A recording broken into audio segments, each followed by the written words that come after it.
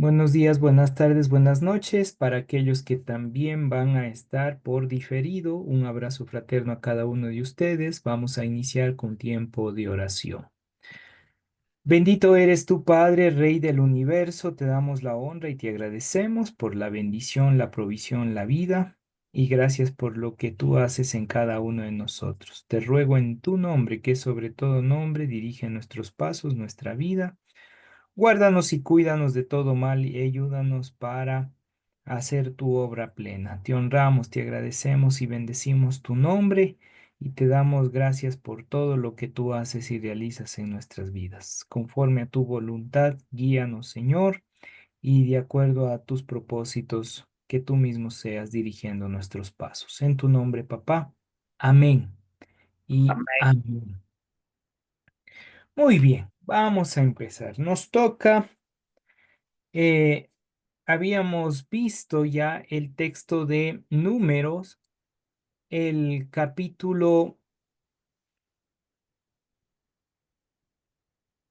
el 20. capítulo 25 al 30. Estuvimos revisando, estuvimos trabajando la semana pasada, propiamente lo que tiene que ver con el estudio de Pinjas, esa parte de ese celo por el Señor. Y justamente lo que hablábamos en esa línea, mi querido Fabri. El celo del Señor es una cosa y hay otros celos. El celo como recompensa de paz que también habíamos revisado y obviamente hoy nos toca revisar y analizar lo que es la continuidad de ese Israel, el censo, la herencia. Propiamente se desarrolla un censo. Solo permítame que aquí se me fue los números. Ya. Dentro de este censo, las plagas y la muerte de la generación en el desierto, Dios ordena un nuevo censo y ese censo es propiamente para observar quiénes están aptos en el ejército. Tienen que ser mayores de 20 años y un total más o menos se dio de 601.730, que es la nueva generación que estaba lista para entrar a la tierra prometida. Ahora, es interesante que hay algunos autores que hacen relación a este número de 601.000 almas, dice que tiene la Torá. Es decir, desde Génesis hasta Deuteronomio hay 601.000 letras que conforman toda la Torá. Y esto da a conocer, o esto manifiesta, por así decirlo, también el más menos de este total. Por eso hacen una relación interesante que dicen que la redención propiamente de las almas tienen ese número. Sin embargo, las 601.000 almas, literalmente llega un momento en el cual vuelven a pecar y se dividen. Es una idea que ellos desarrollan. Esa idea que ellos trabajan, especialmente los sabios, los rabinos, trabajan eso. Dicen que constantemente cuando una persona literalmente no va al Padre, por así decirlo, no va al seno de Abraham, de acuerdo a la tendencia de ellos, eh, hacen lo que es un Gilgul. Y ese Gilgul, de acuerdo a ellos, es como un retorno del alma, pero ya no vuelve sola, sino vuelve dividida. Y eso tiene que ver con las divisiones que nosotros hacemos. Y en esa división del alma es por eso que todos apuntan, incluyendo el cristianismo, en la unidad, unidad de las almas. ¿Qué quiere decir? Que con Adán se dividió la primera alma. Bueno, Adán Cadmón. Luego tenemos Adán y Eva. Se divide. Luego Caín y Abel se vuelve a dividir y aparecen otros procesos. Luego con Set, luego con Noé, luego con Cam, Sem y Jafet. luego va a venir Abraham y así se va dividiendo, dividiendo. Es como la división de las almas de generación en generación. Y cada alma trae su carga, por así decirlo. Es la tendencia que ellos trabajan al punto de que el momento que llegan esas 601.000 almas, literalmente, literalmente dicen ellos, que todas esas almas tienen que rectificar, por tanto tiene que haber una unidad. El problema es unir a esas almas nuevamente en uno solo. Obviamente, bajo esa línea, Juan capítulo 17, en la oración del Mesías, si usted le revisa, es como que trabaja nuevamente esta idea. Y él va a decir que ellos sean uno, así como tú y yo somos uno. No te pido que le quites de este mundo, sino que le guardes del mal, pero que sean uno. Más adelante en el libro de Filipenses, nuevamente Pablo en el capítulo 2 va a trabajar esto, un mismo sentir, una misma mente, un mismo deseo. Tengan este mismo sentir que tuvo el Mesías. Nuevamente desarrolla la unidad. ¿Sí? Y el libro de Apocalipsis también trabaja de la unificación en el sentido de que tanto las 7 iglesias tienen que estar unidas, luego va trabajando otras secciones en la apocalíptica para que se llegue a ser nuevamente un solo cuerpo, un solo remanente.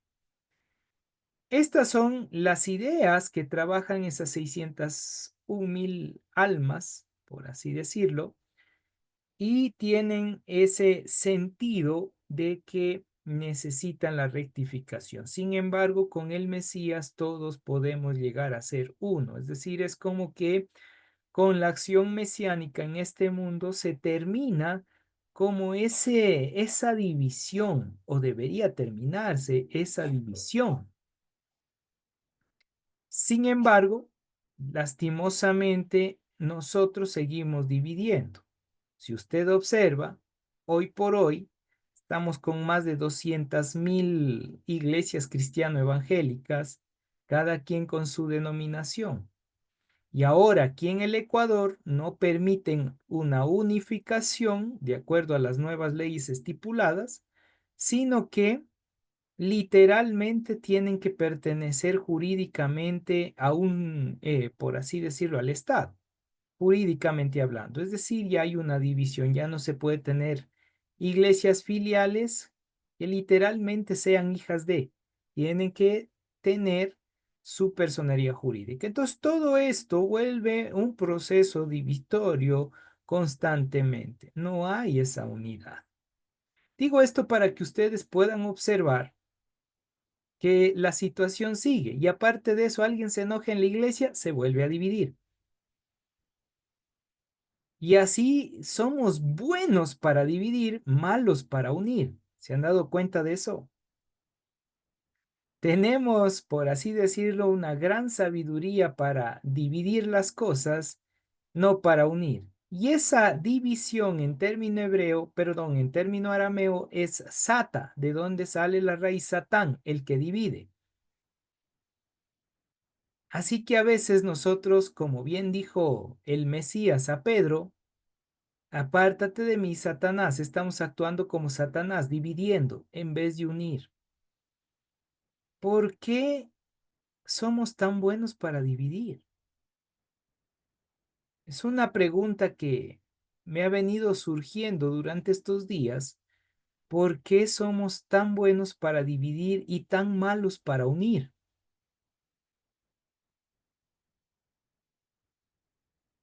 Porque aunque lleguen a una iglesia masa de personas, literalmente no son uno.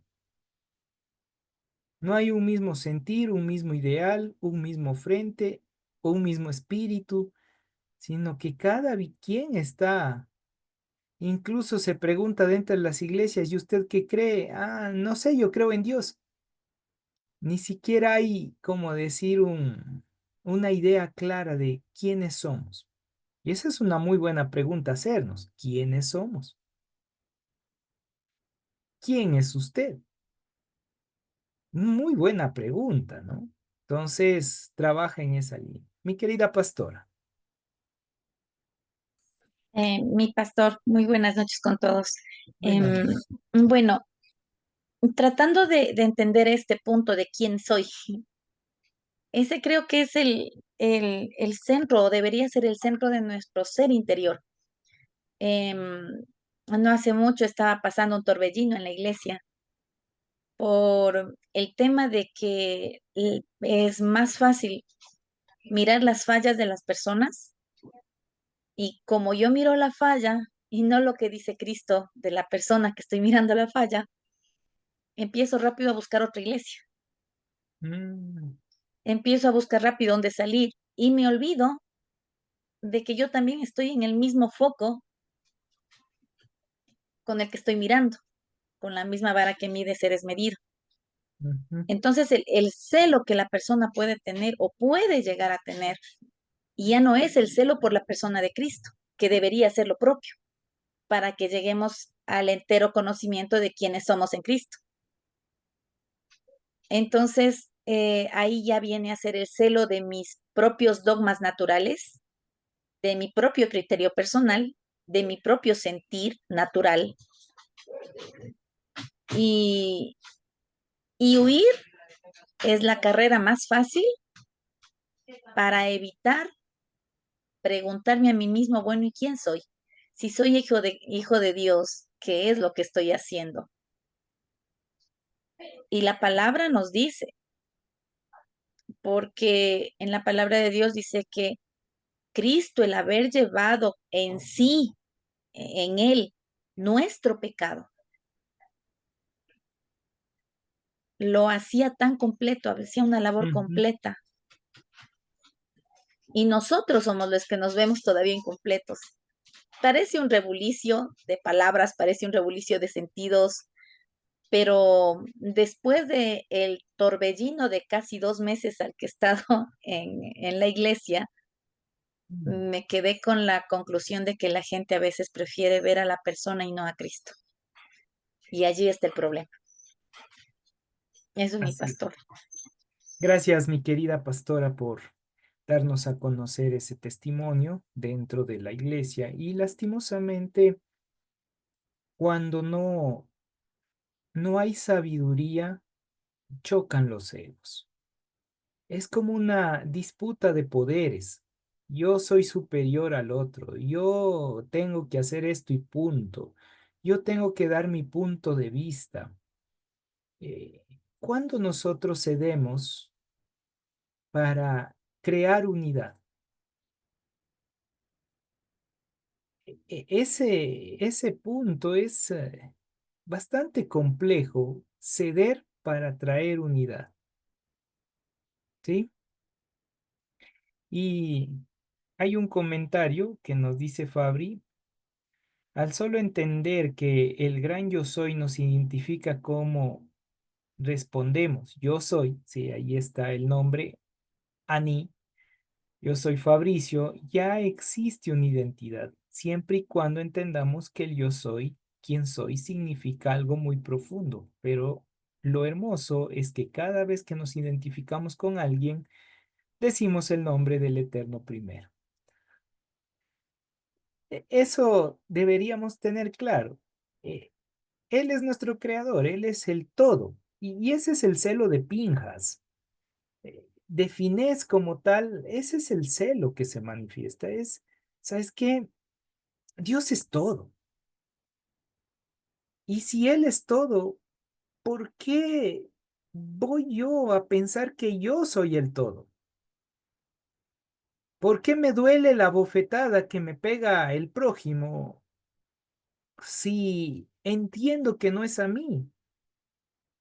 Esa lección mesiánica es al Mesías. Oiga, en estos días he escuchado tantas cosas, no sé, a veces cuando estoy enfermo o estoy mal, escucho cosas más terribles todavía. Y dentro de esto, He escuchado el ataque al Mesías. En estos días es como una tras otra, que tal grupo dijo esto, que tal grupo dijo esto, incluso dentro del grupo de estudio de la maestría que estoy haciendo, me llamó la atención porque una persona escribe, dice, sí, no se tiene que hablar de religión aunque yo soy cristiana. Y yo me quedé así como, o sea, mejor cállese. Ya llega un momento en el cual, o sea, ¿sabes qué? Si no vas a opinar algo o vas a dar algo en contra de, mejor no lo digas. Es mejor, como dicen, incluso el necio cuando calla es visto como sabio. ¿Qué quiero decir? Evitemos dividir. Intente unir. Aunque las normativas aquí en el Ecuador se están volviendo medio tensas, porque se va a volver bastante complejo el unir, porque ya no permiten las filiales, o puede tener filiales, pero en el caso de que alguna filial quiere comprar algo, literalmente la iglesia madre, por así decirlo, es la que compra y sale a nombre de la iglesia madre, entonces ahí hay conflictos de recursos. Entonces, lastimosamente, se va abriendo más brechas en lugar de ir cerrando brechas.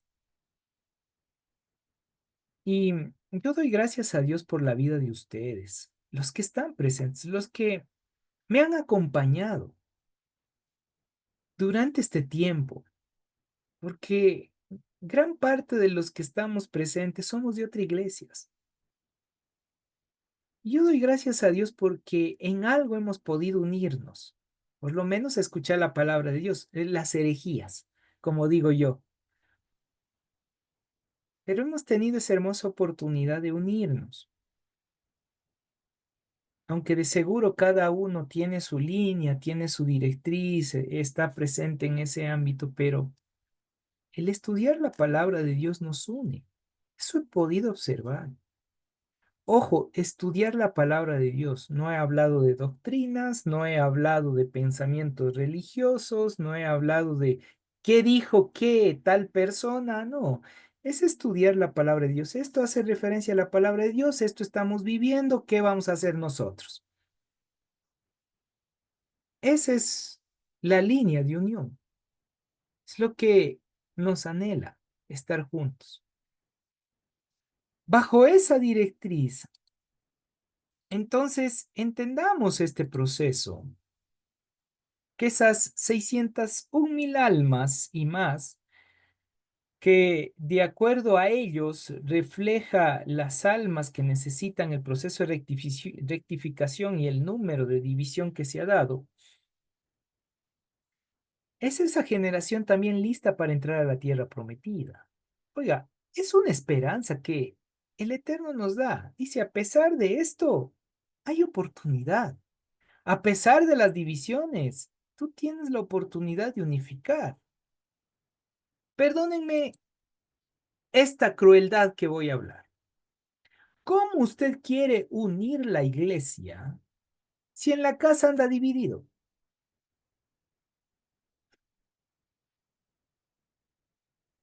Eso es increíble. Decimos, soy hijo del Señor, soy hijo de Dios, amo a Cristo. Y en la casa, una guerra campal. Recuerden algo, nuestros hogares es la primera iglesia. Por si acaso, usted va a decir, no, es que yo no soy pastor, ¿cómo va a ser mi casa mi iglesia? Sí, hemos visto en los estudios que todos tenemos el llamamiento, todos. Que no quiera hacer caso ya no es culpa. Entonces, si nuestro hogar, nuestra propia familia es el primer punto de unificación que deberíamos lograr, si usted logra unir su casa, hay bendición. Y la bendición no es solo para su hogar, es para todo lugar alrededor. Y esa bendición traerá bendición a la iglesia donde usted asiste. Pero si hay división entre ustedes, iras, pleitos, enojas, maledicencias, y si quieres saber más, Fabri está preparando un exégesis sobre eso. Así que vamos a ver cosas increíbles de división. Pero llega a la iglesia, aleluya, santo el Señor. ¿Me explico? Si Finés estuviera con vida, le aseguro que nuevamente agarra la lanza a nosotros y toma, también uno por uno, fuéramos cayendo en eso. Por eso, no divida más. De en cuanto dependa de usted, esté en paz con todos. O sea, shalom en restauración constante. ¿Eso qué indica? Todos los días estoy restaurando. Eso es shalom. Todos los días estoy restaurando. Así que todos los días nos toca restaurar. Nos toca restaurar el hogar todos los días, porque todos los días hay conflictos. Y le aseguro que usted hoy tuvo un cruce de palabras en casa. Como que algo no le cuadró, como que se enojó, como que se vieron mal, como que quedaron, espera que lleguemos a casa para conversar. Literalmente. Sí, Isaías, mejor continúa. Ok, continuemos ya. Entonces, hay una oportunidad de restauración, es verdad, tenemos esa hermosa oportunidad de ser restaurados y esto va a demostrar ese proceso de fidelidad ante la infidelidad existente. Usted manténgase en la promesa de Dios e Israel puede tener una transformación de vida, es decir, su hogar, su casa, su familia, su iglesia. De acuerdo a los textos, las hijas de Zelofejad, 5 hermanas valientes se acercaron a Moisés para reclamar la herencia a su padre, quien ya había muerto y no tuvo hijos varones. Dios aprueba esa petición y establece una ley de herencia fundamental que asegura la tierra para que no se pierda dentro del clan, reflejando una temprana justicia y sensibilidad social. ¿Qué quiere decir? Que ahí cualquiera pudo decir, nosotros literalmente vamos a, ven acá, te quitamos lo tuyo, eso es mío. No, dice, ¿saben qué? El clan debe continuar, debe seguir, y no para división, sino porque el número 12 significa gobierno de Dios en la tierra. Entonces es la manera de gobernar, pero es un símbolo de la justicia social que nosotros debemos realizar.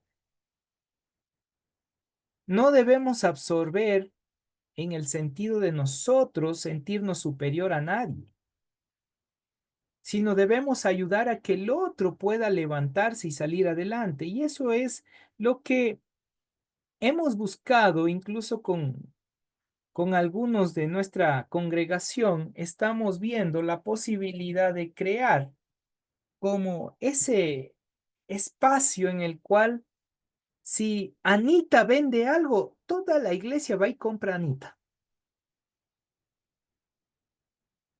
Es crear unidad, ¿sí?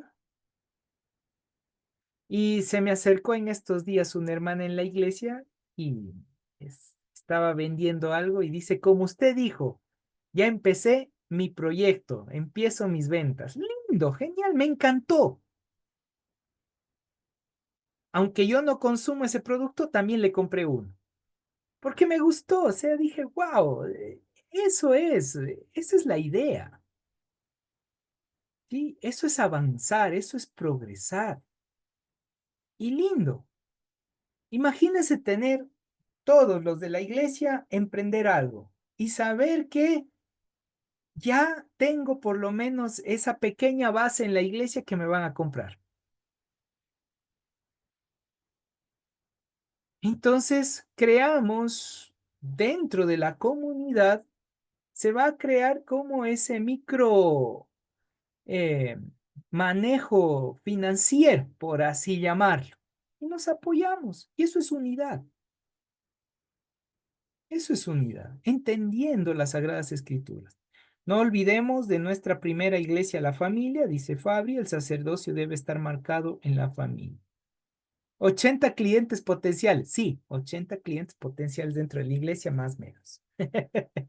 No, sería el éxito. Ya sé que 80 panes yo vendo los domingos, ya está, oiga, sería el éxito. Estoy soñando algunas cosas. Pero lindo, o sea, ¿cuál es mi anhelo? Mi anhelo es, como las Sagradas Escrituras dice, seamos uno. Hasta la fecha hemos peleado tanto por doctrinas y pensamientos religiosos que nos hemos olvidado de ser uno, de vivir esa unidad, de apoyarnos mutuamente. ¿Y por qué tenemos el miedo de apoyar al otro? Se me vayan a robar a mis ovejitas. Y esos son los miedos.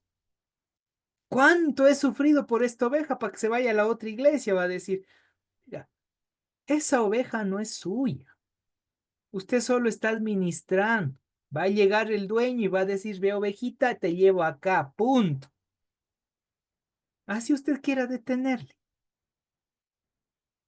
Lo único que nosotros hacemos es cuidar a la ovejita para que tenga bastante lana, haya crecido un poquito y tenga corderitos. Oiga, lindo. Esa es nuestra labor. Más allá de eso, le pertenece al Señor. Ese debe ser nuestra proyección constante. Creo que me vuelvo más pastoral cuando estoy enfermo. Quizás es porque le ando viendo a la muerte, entonces ahí me siento más a gusto con el Señor. El énfasis en la adoración constante, ofrendas. El resto de la parashá, número 28 y 29, es un detalle programado a los sacrificios, ofrendas públicas para el año, el sacrificio que es Corbán, que explicamos un poquito la semana anterior, entre otros. Con el Nuevo Testamento habíamos hecho una comparación con lo que dijo el apóstol Pablo. Bueno, vamos a la siguiente parashá que nos toca. Parashá 42, propiamente Matot, tribus. Esta parashá Matot significa tribus, pero a su vez Matot traduce varas, vara de medir, ¿sí?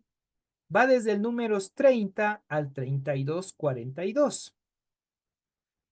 Aquí hay algo puntual, la santidad de los votos y la guerra contra Madián. Así que cuando usted hace un voto delante del Señor, no los votos que viene este domingo, eso no tiene nada que ver. Cuando hace usted un voto delante del Señor, usted tiene que estar consciente de algo muy puntual. Tiene que cumplir las promesas que haga al Señor. Pongo el ejemplo. Si alguien llega a la congregación y me dice, pastor, tengo que dar mi ofrenda o mi diezmo, es que yo ofrecí a tal pastor o a tal líder ayudarle con esto. Vea, es su promesa delante del Señor con ese pastor y líder. Primero haga eso y después se va a poner a cuentas con nosotros. Pero tiene que cumplir lo que usted ha ofrecido. Y esa es una crisis porque ¿qué promesa le hizo al inicio del año? Ya estamos por finalizar, vamos en noviembre. Hice la promesa de leer la Biblia en el año. Hoy, si usted hizo esa promesa, tiene todavía un mes y puchis para leerse toda la Biblia. ¿Que es posible? Sí, se puede leer en un mes la Biblia. Se puede. El hecho es que tiene que tener lectura ultrasónica, que es un tipo de lectura que más o menos tiene que estar leyendo entre 300 a 500 palabras por minuto. Entonces va a terminar de leer la Biblia en menos incluso de una semana. Por lo cual, familia, ¿cuál es la promesa que usted le hizo a Dios? Ahí te quiero ver. ¿Cumplió?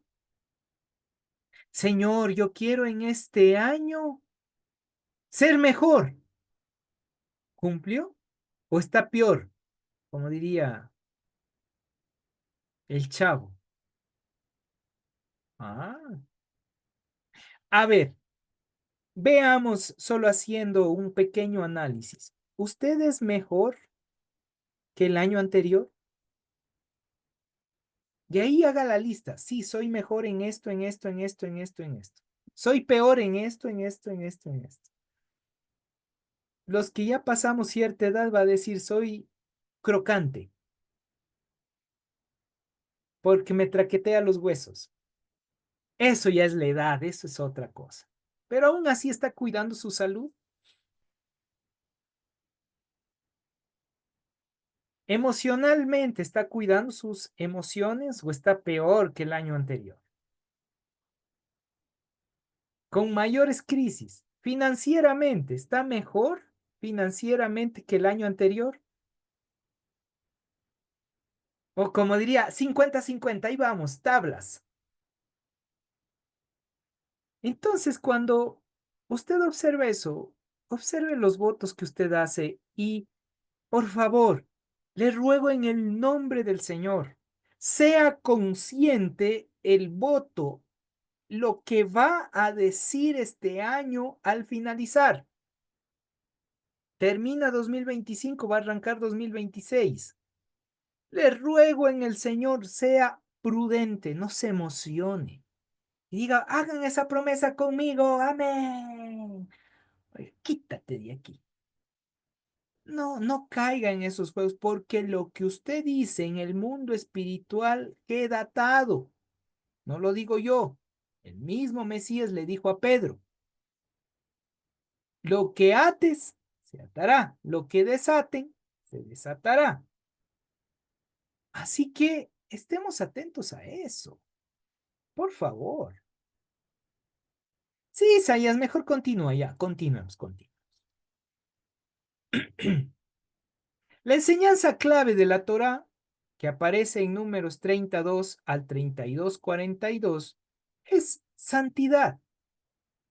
Esta sección de la enseñanza de la Parashá establece un principio ético crucial, el valor de la palabra empeñada. Dice el 33, ¿qué nos dice? Alguien que lo lea, 33, números 33, para que no digan que no hemos abierto la Biblia. Si una mujer joven hace un voto al Señor o una promesa bajo juramento, mientras todavía vive en la casa de su padre, ¿continúo? Sí, sí, siga.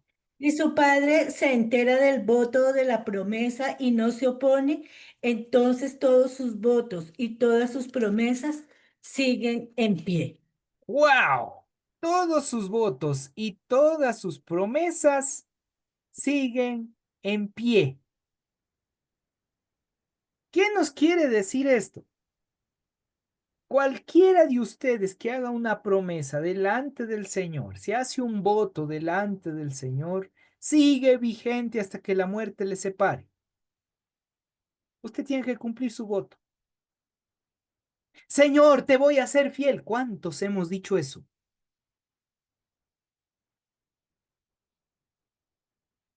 Señor, te voy a ser fiel. Viene la primera prueba. Poco más y se vuelve ateo. Hoy es increíble que a veces hablamos por hablar. Ahí tenemos un desequilibrio en Oz, que es la línea del árbol de la vida. Y ese desequilibrio necesitamos trabajarlo. Este año trabajemos esos desequilibrios. Este año que viene, empecemos a enfocarnos, ver dónde nos emocionamos mucho y a veces accionamos cosas que no vamos a cumplir. Reflexionemos, no haga promesas al aire. No haga promesas al azar.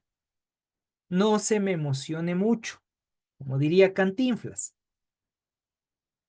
Más bien reflexione, analice.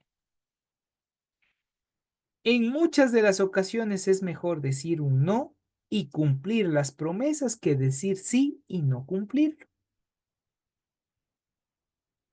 Muchos de los que están presentes conectados, algunos bajo obligación, hicieron una promesa de servir. La promesa no es con Isaías, no es con Fabri. La promesa es entre usted y Dios. Usted hizo el voto para servir. Y eso está ahí delante del Señor.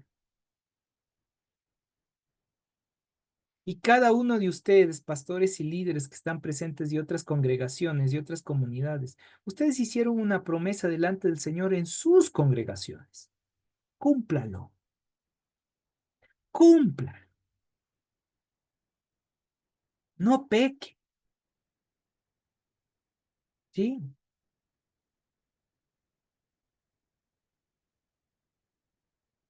Mi querido Reinaldo nos pone aquí un comentario, una pregunta.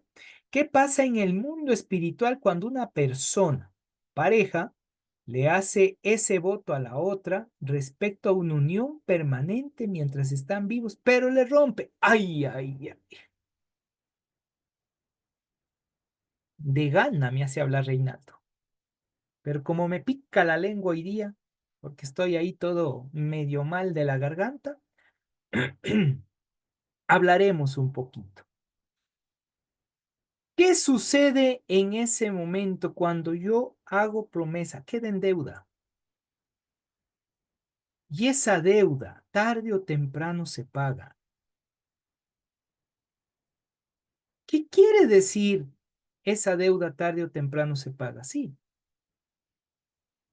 Es complejo, es difícil y no quiero que se atormenten, pero si una persona hizo promesa a esa otra persona delante de Dios, porque si es verbal así una o con la otra persona, incluso el texto sagrado dice mejor tú sí sea así, tú no sea no, punto. Pero si es delante del Señor, pongo el ejemplo, votos matrimoniales delante del Señor. Le va a costar muchísimo si usted se separó. Ya desde ahí entra el proceso crítico, le va a costar, le va a doler, espiritual y emocionalmente. Empieza la relación con otra pareja, le va a costar volver a unirse plenamente. Y a la final incluso una de las dos partes,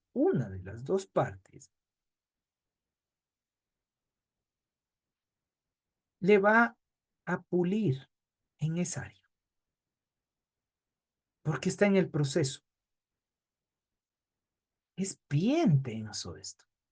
No es fácil de digerir, no es fácil de entender, pero toda acción nuestra trae una consecuencia. Y a veces uno dice, ay, mejor no me hubiese casado con este.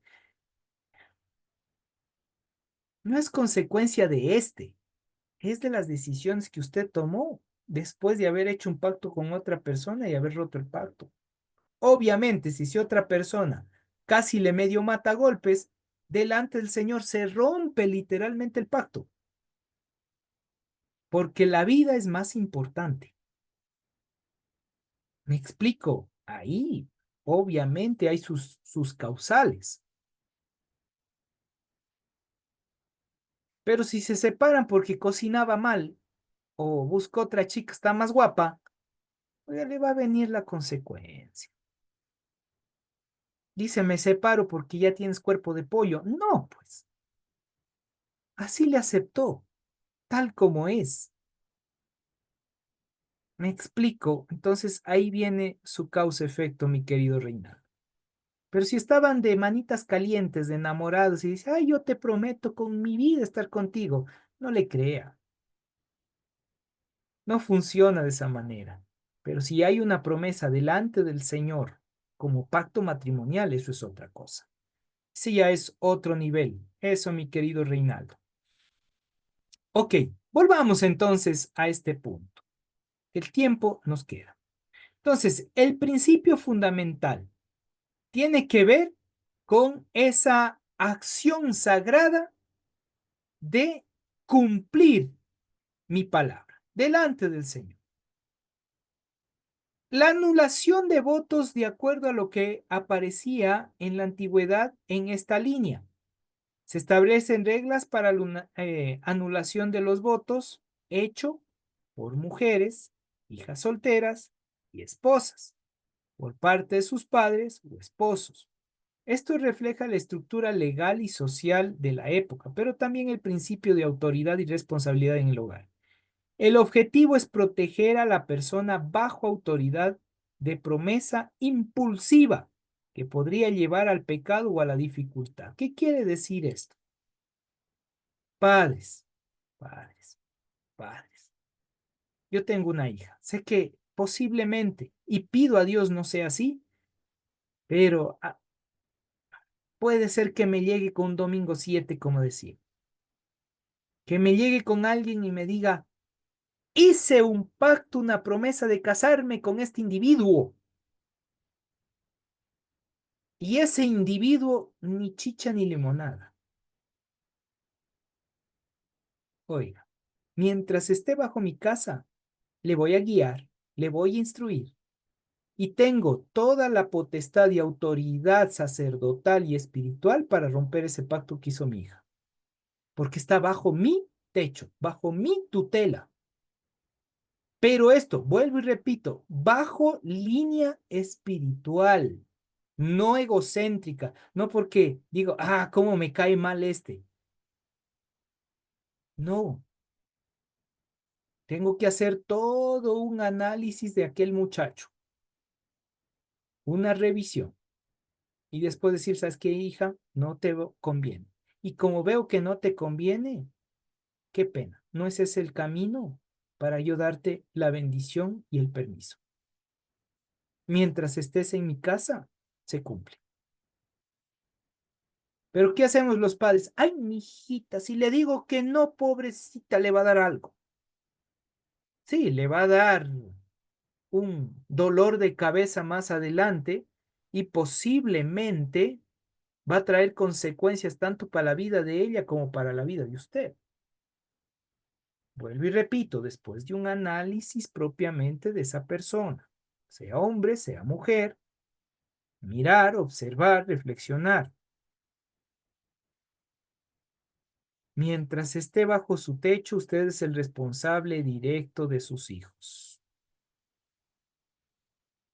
A eso hace referencia el texto. Y eso también es votos, porque usted hizo el voto de cuidar su hogar, de ser sacerdote de casa, de unificar el hogar, porque ese es su rol. Y usted está cumpliendo su rol como un voto dentro de casa. Santidad al Señor.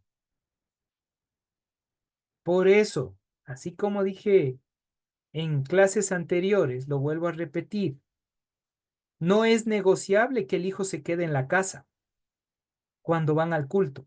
No es negociable. Porque usted dice, incluso con las prédicas que hemos tenido, mi casa y yo serviremos al Señor. Amén, voy a estar en servicio. Mi casa y yo. Y a la hora del té, llega solo usted, ya ves, ni llega. Entonces, tengamos mucha sabiduría cuando incluso planteamos esas directrices. Por eso cuando usted ya se va dando cuenta el lío que se metió, a veces uno dice, ay, ahorita quisiera decir, no, ya no doy más, pero ya es tarde, ya decidió para el Señor. Por eso les cuento ahorita esto, si no se hubiesen arrepentido desde hace tiempo. Como dice uno de mis profesores, es que si yo les digo, ustedes no lo hacen. Así que prefiero guardar silencio por un par de días y cuando usted ya lo hizo, entonces ahora sí les digo. Lo mismo me toca hacer. Muy bien, continuando. La guerra y el reparto, números 31. Empieza la guerra contra Madián, se manifiesta un acto de juicio por el papel de que jugaron en seducir a Israel, como aparece o lo que habíamos estudiado con Balaam en Baal Peor. Propiamente los madianitas son los que literalmente son sitiados. Viene el juicio. La guerra no es primeramente para conquista, sino por cumplimiento de justicia. La idea, y aquí quiero que intentemos comprender un poquito el contexto histórico de las guerras en el Antiguo Testamento. En su mayoría, las guerras que se desarrollan en el Antiguo Testamento, especialmente desarrolladas por Israel, no son para conquista, son líneas de juicio. ¿Qué quiere decir? Que Israel está cumpliendo el juicio por el pecado de esas naciones. Voy a decir algo y vuelta. Va a sonar duro. Hay alguna persona llega y le traiciona a usted y usted se enoja. Dice, ve, me traicionó este, ve lo que me hizo, me robó plata, me hizo esto.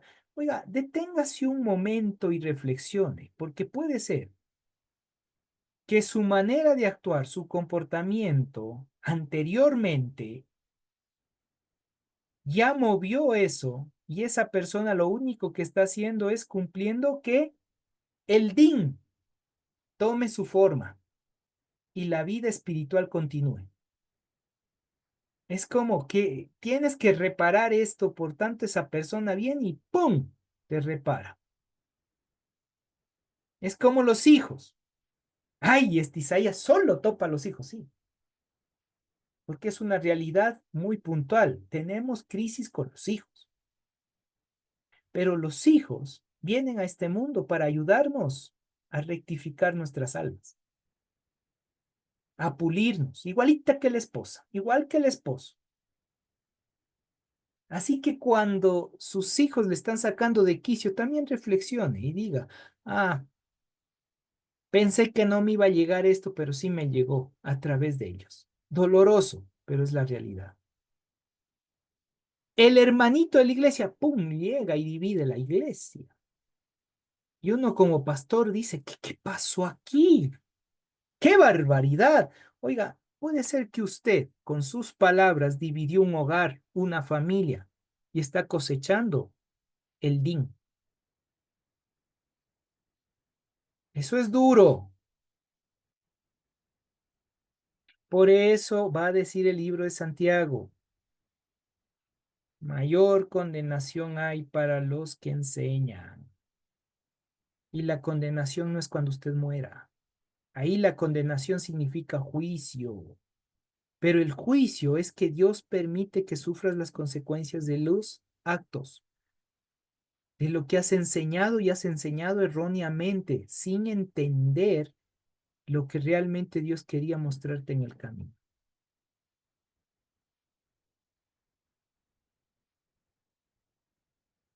Por eso, usted va a ver que grandes predicadores, grandes pastores, a veces meten la pata y feo, cometen errores. ¿Y quién paga los platos rotos? Diría uno, ¿no? Son los hijos, incluso la misma familia. Incluso terminan en divorcios por cosas que uno dice, ve, se divorciaron por esto. Porque hay un proceso de juicio, un din, que en la infinita bondad del Mesías no le llega. Pero donde usted se descuide de su relación con Dios, de su conexión con Dios, para que usted se acuerde, permite. O cuando su ego se le eleva, cuando usted anda, es que yo soy, ¡pum! Le llega ese momento. Y ahí es cuando usted tiene que reflexionar. ¡Ay, me chocaron! A ver, reflexión.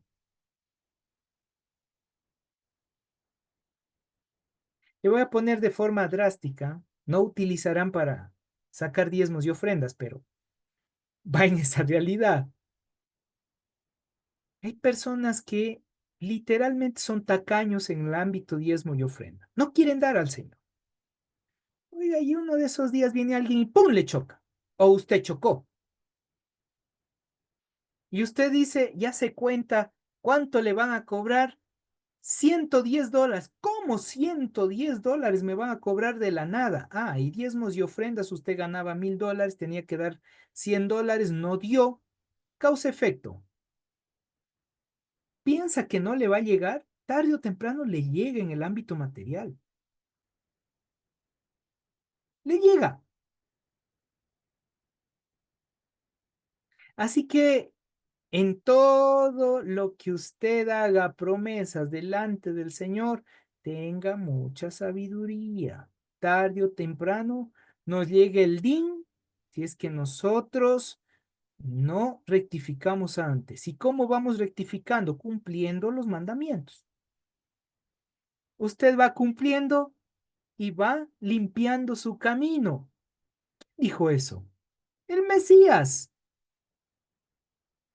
El Mesías nos muestra eso. Él nos da el camino y nos dice, ve, yo soy el camino, la verdad y la vida. ¿Me amas? Guarda los mandamientos. ¿Qué te dijo? Vive los mandamientos, obedece porque es el camino, porque yo te estoy enseñando el camino. Y mientras tú vayas haciendo eso, vas rectificando. Oiga, qué lindo. Hay una esperanza maravillosa en el Señor y es hermoso con Él vivir eso. Si no, llega el juicio. Así que todas las guerras que usted observa, o la mayoría de las guerras que usted observe en el Antiguo Testamento, revise y vaya haciendo la comparación y se va a dar cuenta que Canaán, primerito, no le permite a Abraham la potestad. Más adelante, los cananitas, Israel va y les conquista. Causa-efecto. ¿Se dan cuenta? Israel no quiso hacerle caso al Señor. Llega el profeta y le dice, vas a ser sitiado. No le hicieron caso, los asirios vienen y le conquistan todo el reino del norte. Reino del sur se pega la risa. Jaja, no nos pasó nada a nosotros. 3 doritos después, vienen los babilónicos. Chao. Así que todo tiene su tiempo. Si no estamos conectados con Dios y rectificamos, purificamos, por eso diariamente, no es para que usted sea más salvo, es para que usted disfrute el gozo de la salvación diariamente. Usted y yo necesitamos estar conectados con Dios. Es un trabajo diario, porque a diario metemos la pata. Llega alguien y usted en vez de darle una bendición, se enoja o le dice algo triste. Quita de aquí, mendigo. Oiga, usted está armando juicio. Tarde o temprano usted no solo tendrá que pagar ese din de esa persona, sino de otros. Por eso hay que rectificar. Si usted ora por alguna persona, ya está puliendo, ya está rectificando algo en el mundo. Si usted da una ofrenda más allá del diezmo, usted da una ofrenda a alguien como un acto de restauración y de amor, ya está rectificando. Por eso es mejor dar que recibir. Todo, incluyendo las enfermedades, tiene una causa-efecto. Y en estos días voy entendiendo más de eso. Me explico todo. Porque las enfermedades vinieron por una causal, desobediencia del ser humano.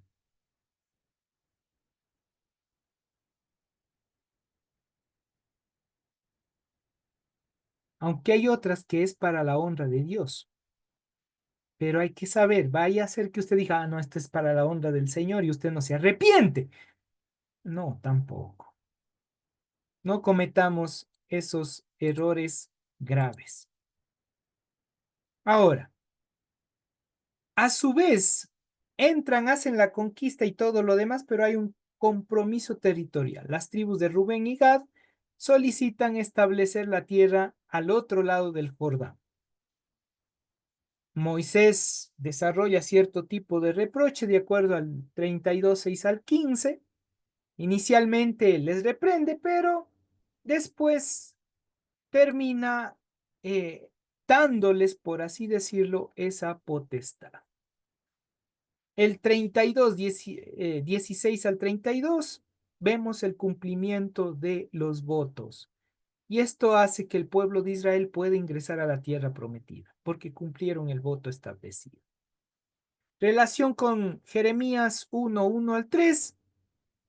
El versículo de Jeremías sirve de encabezado al contexto profético. La conexión con las tribus reside en la naturaleza solemne del llamado divino. ¿Sí? Dentro de eso hay 3 puntos claves. Uno es la autoridad de la palabra profética.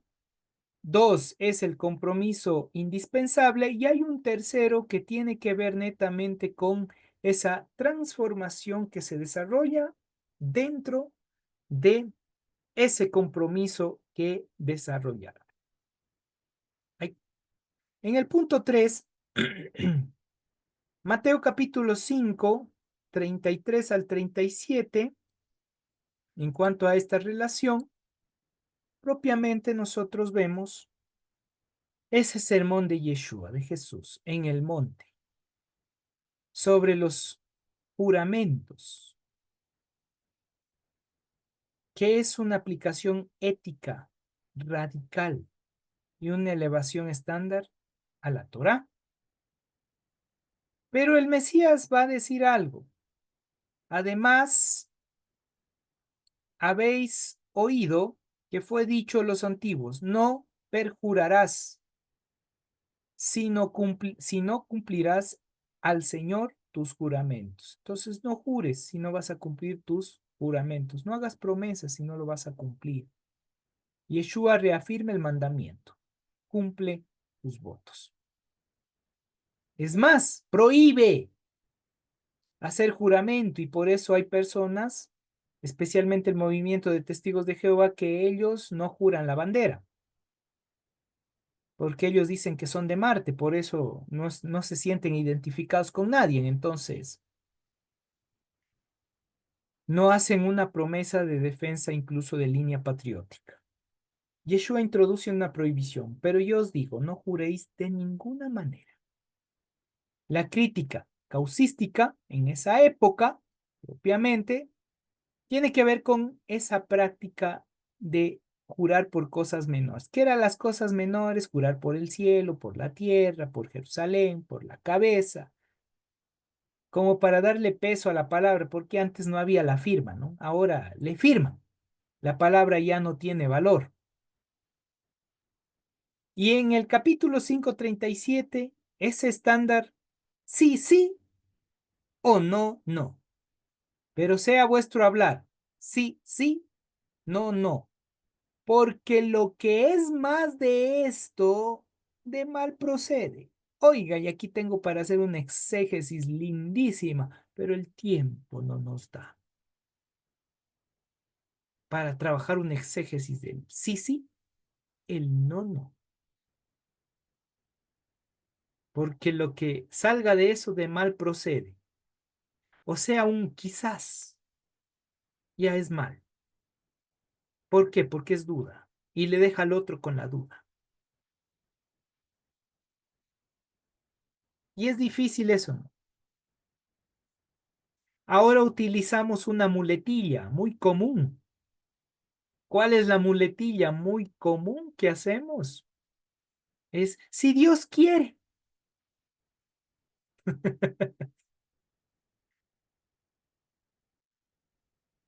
Y esa es la muletilla, si Dios quiere.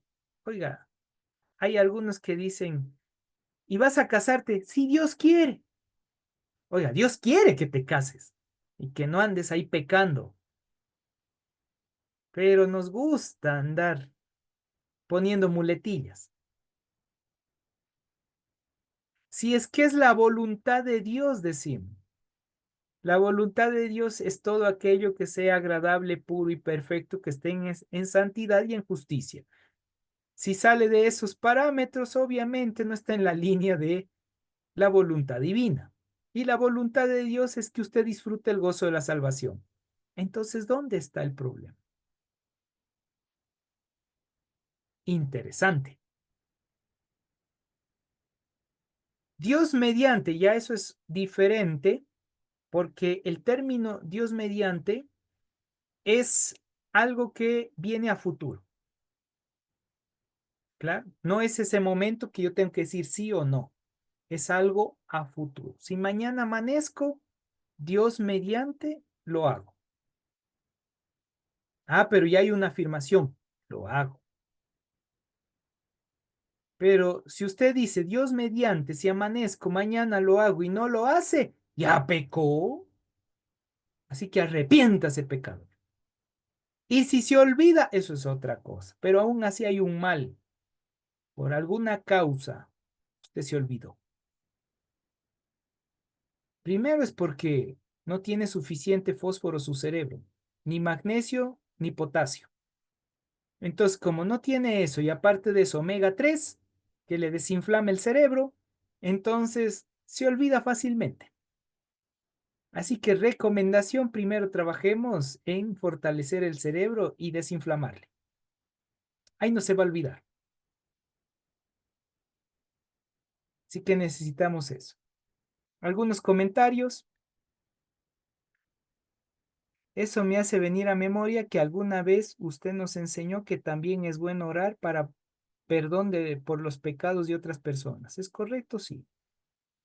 Es correcto. Debemos orar incluso para mandar luz para que el otro pueda conectarse y pedir perdón. Y el problema está en nuestro romanticismo y emocionalidad desmedida. Uy, mi Fabri, así es. Somos muy románticos espirituales. Seamos sinceros, somos latinos. Usted no va a encontrar esta línea en pensamientos europeos. Nosotros somos bien latinos. Y como latinos, sí nos dejamos llevar mucho, mucho por nuestras emociones. Y también por ese, ay, es que si no le ayudo, qué feo. Si no hago esto, no, no. Entonces usted se compromete porque a veces incluso está mal emocionalmente y no puede decir no. Porque si dice no, entra en crisis existencial. Eso es un problema emocional. Mi querida Anita, cerramos contigo. Ya, paz. Una consulta. Me quedé como un poco con la duda respecto a este tema de unidad y un poco enlazándole con esto último que conversábamos.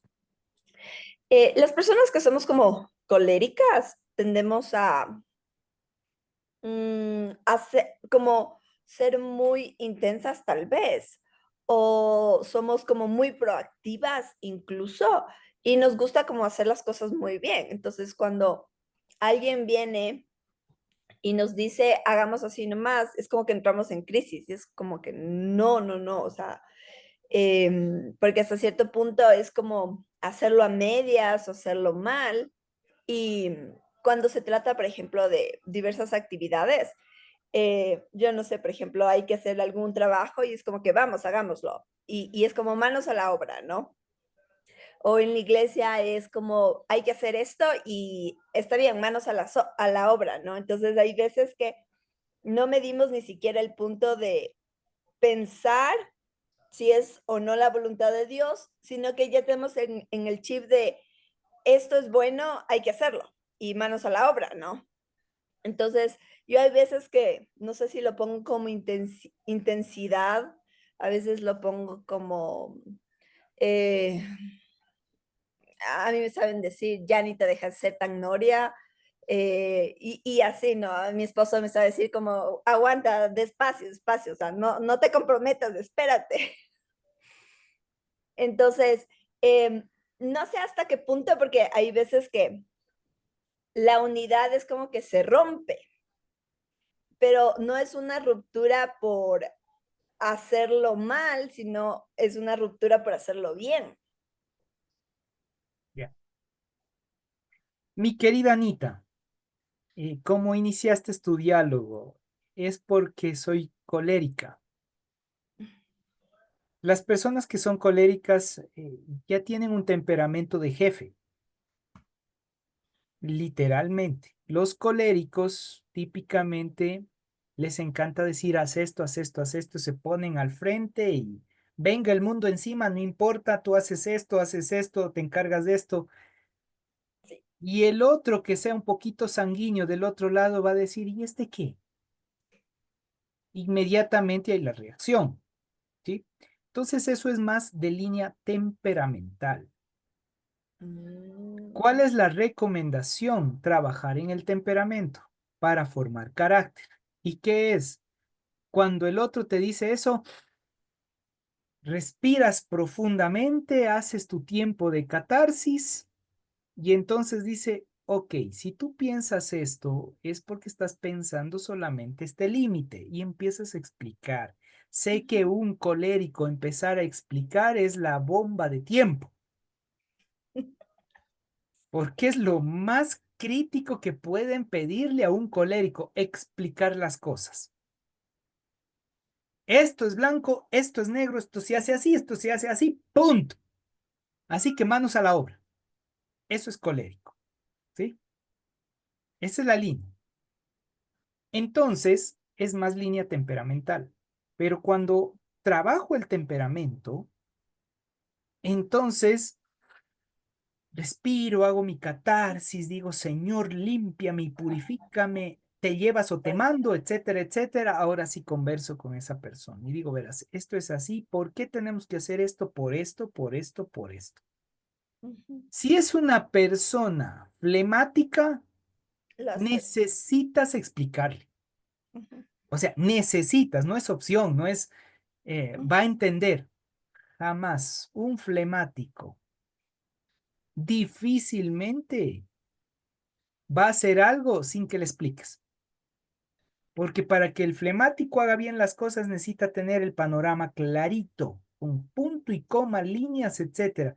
Esto es así, le encajaste al flemático, feliz va y lo hace, porque ya le cuadraste. Pero si hay una parte que no está cuadrada, el flemático entra en crisis y va y te pregunta, ¿y qué tengo que hacer? Pero ya te expliqué, ahí explotas.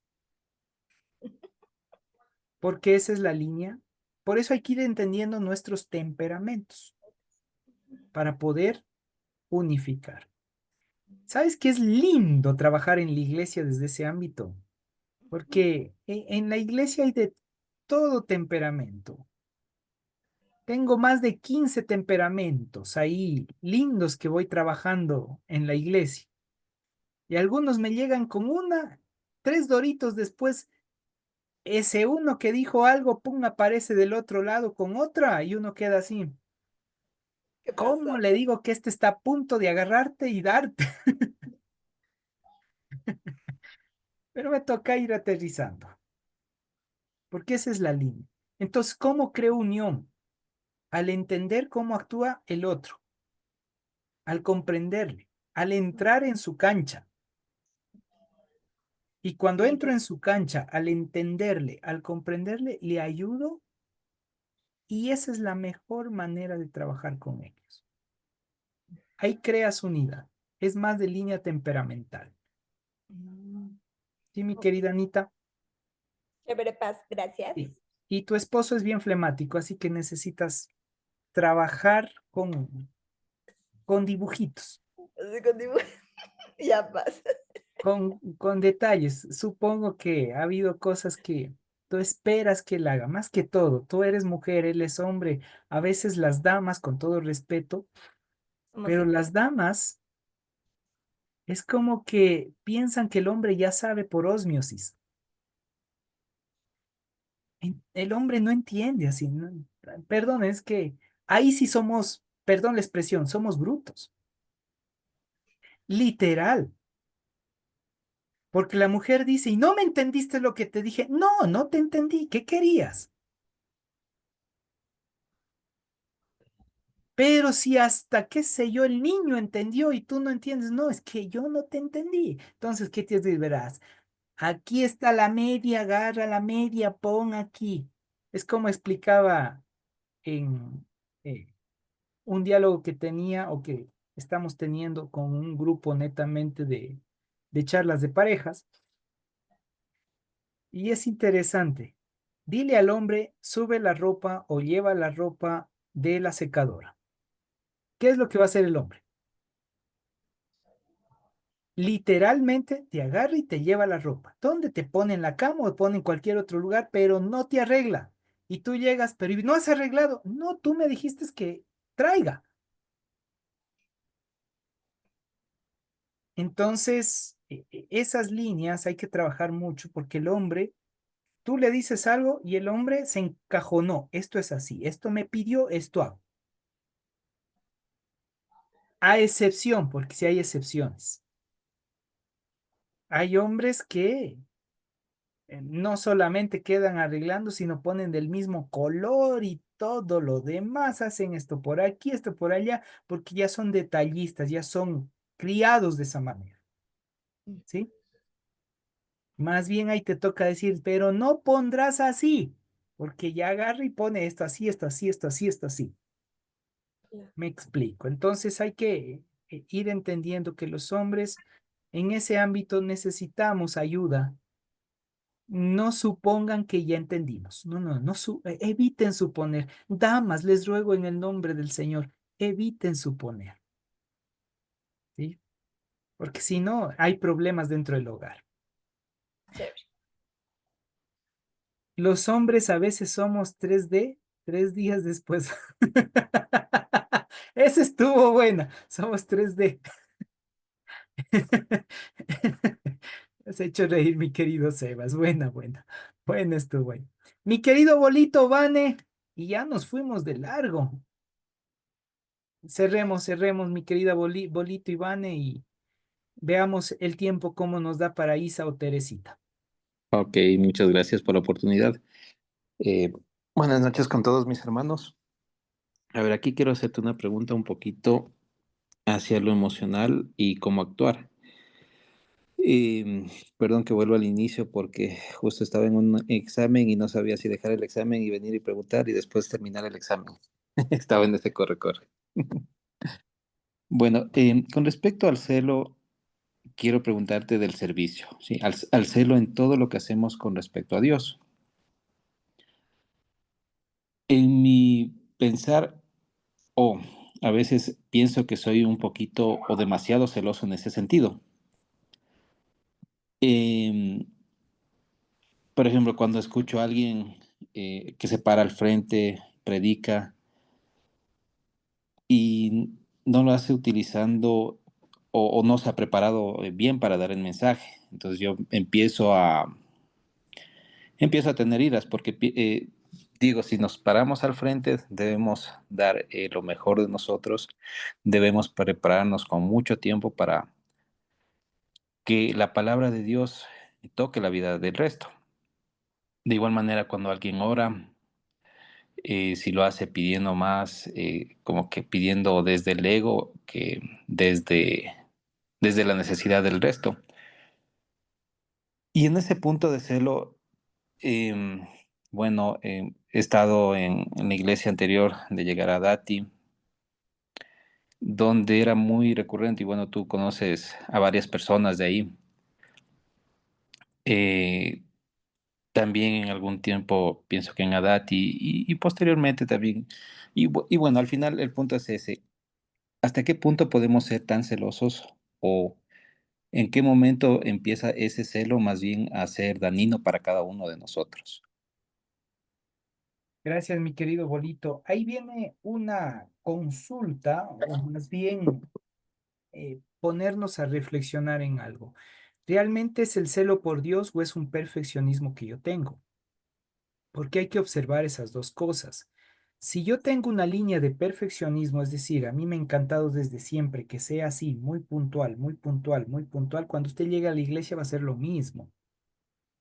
Y se va a encontrar con personas que no van a actuar de esa manera. Y ahí entra la crisis, porque quizás viene observando dentro del hogar o la familia, o como persona, usted mismo se pone ese deseo de ser puntual y así lo ha hecho, o viene con una crisis y la crisis que produce el ser así drástico, a rajatabla, incluso llegar a ciertos puntos de ser muy ortodoxo, es por rechazo.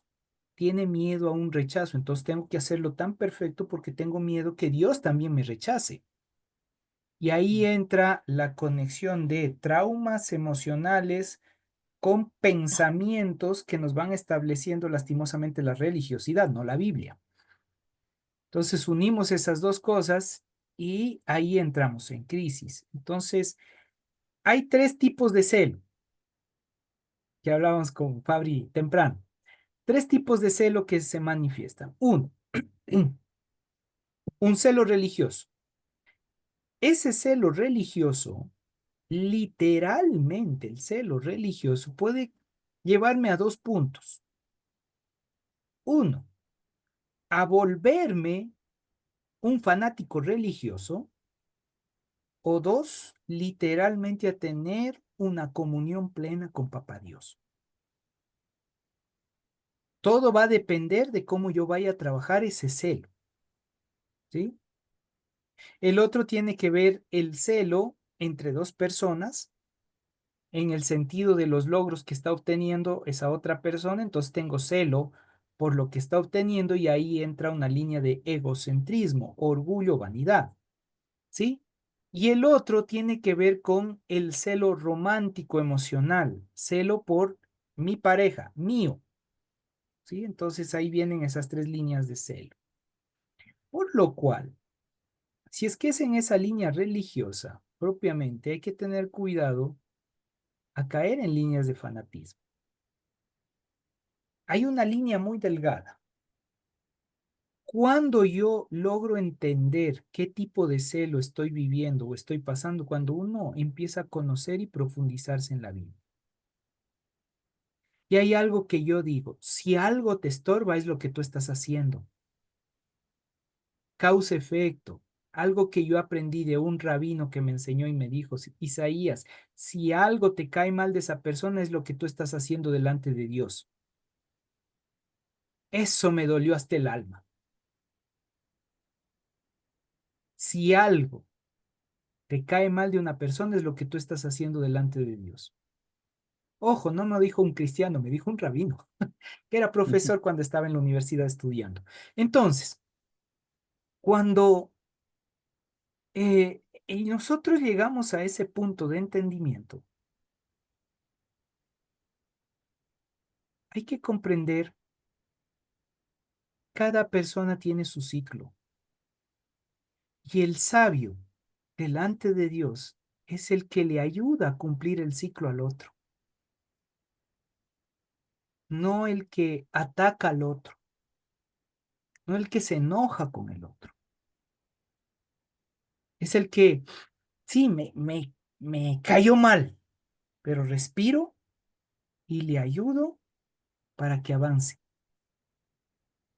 Mal haría yo de enojarme y poner normas, principios o reglas. Esto es así, esto es así, esto es así y esto es así. Si yo no le estoy ayudando a una redención plena del alma de esa persona. Ahí me vuelvo un fariseo. Pero si yo le ayudo a la persona, le instruyo, le guío, estoy haciendo lo que Jesús hizo con los apóstoles. Y eso es lo que en nuestras mentes debe quedar. Si hay algo que yo observo en la iglesia o fuera de la iglesia y me cae mal, me choca, es como distorsionado para mí, inmediatamente debo conectarme con Dios y decirle, papá, ¿en qué momento yo estoy actuando de esta manera contigo? ¿Cuándo he actuado así? Quizás no sea de la misma forma, pero hay algo que necesitamos hacer un cambio. Solo cuando entramos en esa línea, empezamos, mi querido Bolito, empezamos a observar que yo necesito ayudarle al otro a trabajar, a instruirse y prepararse. Pongamos el ejemplo que tú mismo pusiste, el caso de la predicación. En esa línea es muy fundamental que alguien se prepare, pero si no tuvo las posibilidades de prepararse, o lo otro, si no quiere prepararse, ¿qué tengo que hacer yo? Acercarme, guiarle, instruirle, enseñarle, prepararlo. Y si después de todo eso no quiere, ya queda entre él y papá Dios. Eso es duro porque nosotros queremos que el otro cambie. Si esa persona no quiere cambiar, ni Dios puede cambiar. ¿Por qué digo ni Dios? Porque Dios no va a meterse en la voluntad de esa persona a menos que haya un propósito muy, pero muy específico. Pero si esa persona no quiere cambiar, solamente rodillas delante del Señor para enviar luz para que se dé cuenta del error que está viviendo. Orar, clamar, redimir. Ya, muchas gracias. Bueno, sí, con respecto a la primera pregunta, en mi caso no soy perfeccionista. Más bien soy demasiado relajado y pienso que, bueno, he actuado de pronto diferente a lo que debería actuar. Sí, más bien me pongo con mucha paciencia, digo, bueno, que esa persona aprenda, que Dios le hable, que Dios le toque. Lo que hago es orar. Sí, en este Ujú. caso, más bien tocaría hacer lo otro, ir y enseñarle para que vaya, de pronto, o sea, porque a veces no nos damos cuenta de cómo somos nosotros. Pero si alguien viene y nos dice, mira, de pronto cambia esto, haz esto así, ahí recién nos damos cuenta y podemos empezar a cambiar. Entonces creo que esa es la parte que debería empezar a hacer para cambiar eso. Lo mejor es guiar. Es una linda bendición guiar a los demás. Ok, muchas gracias. Cuesta lágrimas. Porque a veces uno está guiando y por A o B motivos, o uno tiene que irse a otro lado, o ellos se van a otro lado, y queda a medias el proceso, y uno dice, le invertí tanto tiempo y a la final se fue. No, él ya se fue o ella ya se fue con ese principio transformacional en su alma. Es- Claro. no, no es que hayamos trabajado en balde. Eso es lo lindo con Dios. Todo trae su recompensa. Amén. Bueno, y claro, ahí siempre tratando de ayudar, ¿no? Como te digo, yo he hecho lo contrario. Eh, Pido a Dios de que la persona entienda de pronto lo que debería cambiar desde mi perspectiva. Claro, también le pido a Dios de que las peticiones sean desde el corazón y no más desde lo humano, sino o lo que yo quiero, eh, para entender eso. Y claro, en este caso, o sea, me tocaría hacer lo contrario de lo que venía haciendo. Más bien ya ponerme en ese plan de enseñar. Ya es hora, Bolito, te has tardado mucho. Bueno, siempre he tomado lo que vivo como aprendizaje, como enseñanza de Dios. Y Amén. cada día aprendo algo nuevo. Eso Así sí, es. siempre me llevo lo bueno.